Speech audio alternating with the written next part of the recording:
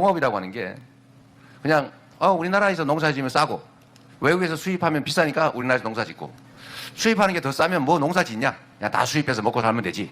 이런 생각을 하는 사람들이 있어요. 근데 이게 얼마나 바보 같은 생각이냐. 이 농업이라고 하는 게 가지는 이 공익적 성격, 안보적 성격, 전략적 성격을 전혀 이해하지 못하는 거예요. 서구 선진국 잘 사는 나라일수록 농업에 대한 보조금이 많습니다. 제가 저번 대선 때는 이 자료를 미리 한번 찾아봤었는데 그때 기준으로 유럽에 잘 사는 나라들은 연간 가구당 2,400~500만 원 정도를 농업 보조금으로 지원을 해요.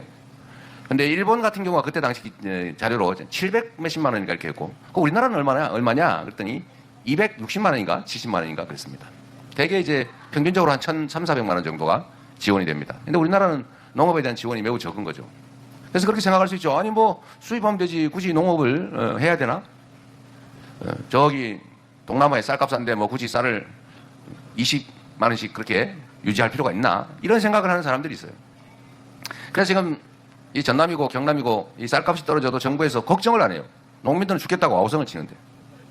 그래서 한편으로 하는 소리가 뭐 쌀값 떨어지면 도시민들, 소비자들 쌀값 떨어지니까 생활비 줄어서 좋지 않냐? 이렇게 얘기를 하지만 그게 잠깐은 좋을지 몰라도 지금 일본이 쌀값이 올라가지고 우리나라 여행 와서 쌀 사가지고 간다는 소리 들었죠?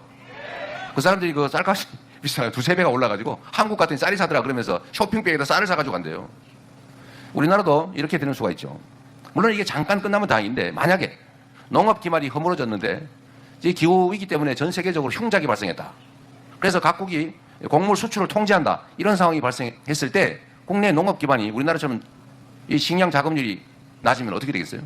우리나라는 쌀 자급률은 그래도 높은 편이지만 전체 농작물로 치면 자급률이 형편없습니다.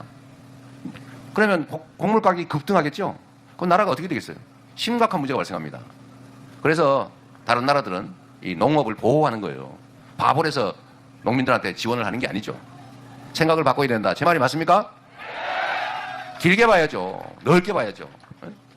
그리고 그것도 이럴 수도 있습니다. 국가 정책을 결정하는 사람 중에 농민의 이해관계를 대변하는 사람은 별로 없고 주로는 수출 회사들 대변하는 사람들이 많아서 그럴 수도 있습니다. 왜냐하면 농업을 보호하면 다른 나라가 우리나라에 농업에 우위가 있기 때문에 우리나라에 수출을 해야 되잖아요. 그럼 우리나라 기업들이 공산품, 서비스 수출을 하는데 우리나라도 수입을 해라, 농작물 이렇게 전쟁이 벌어져요. 그러면 이제 국회에서 다툼이 벌어지죠. 정부 안에서도. 그럼 아무래도 힘이 센 수출 기업들 편을 들게 되는 경우가 많죠. 뭐 그런 것도 이유가 되기도 합니다. 여하튼 간에 중요한 거는 농업은 안보 산업이다. 그리고 국가 전략 산업이다. 그리고 농업의 공익적 기능을 인정해 줘야 된다. 농업의 공익적 역할에 보상해 줘야 된다. 맞습니까, 여러분? 네. 정부 당국자들이 정신을 좀 차리고 쌀값도 안정될 수 있도록 노력해 주면 좋겠어요. 우리 백혜련 의원 고생하시는데 지금 얼마 전에 이 정부가 쌀값을 20만 원 유지해 준다고 약속을 했잖아요. 그죠? 약속을 했는데 안 지키죠? 20만 원 이하로 떨어지면 쌀을 사주기로 약속했잖아요. 근데 약속을 하면 뭐합니까? 안 지키는 걸. 당선되기 전에 약속하고 안 지키는 거는 그래도 뭐 그만큼 이것도 말도 안 되는 소리지만 이해할 바가 있지만 아니 당선돼가지고 국정을 하면서 쌀값은 20만 원 보장해 주겠다. 유지해 주겠다고 약속해놓고는 안 지켜요. 그래서 우리 민주당 의원들께서 여기 고생하신 분 많이 계시네요. 이 민주당 의원들이 쌀값 안정화법이라고 쌀값이 일정 수준 이하로 떨어지면 아니면 또 쌀이 일정 양 이상으로 과잉 생산되면 정부가 쌀을 사줘야 된다 이런 법. 그거 당연한 거 아닙니까? 이때까지 해왔던 거예요.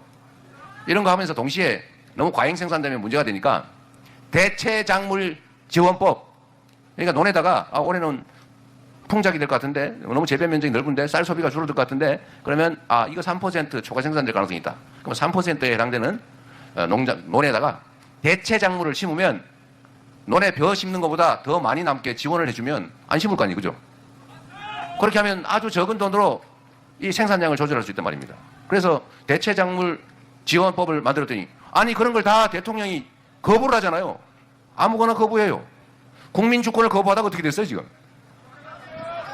거부를 거듭하다 결국은 국민과 역사의 흐름을 거부해가지고 본인이 거부당했죠. 맞습니다. 어쨌든 이런 걸 우리가 바로 잡아야 됩니다. 이 바로 잡는 힘은 어디서 나와요? 그래서 대한민국의 농업도 지금처럼 학대당하지 말아야 된다.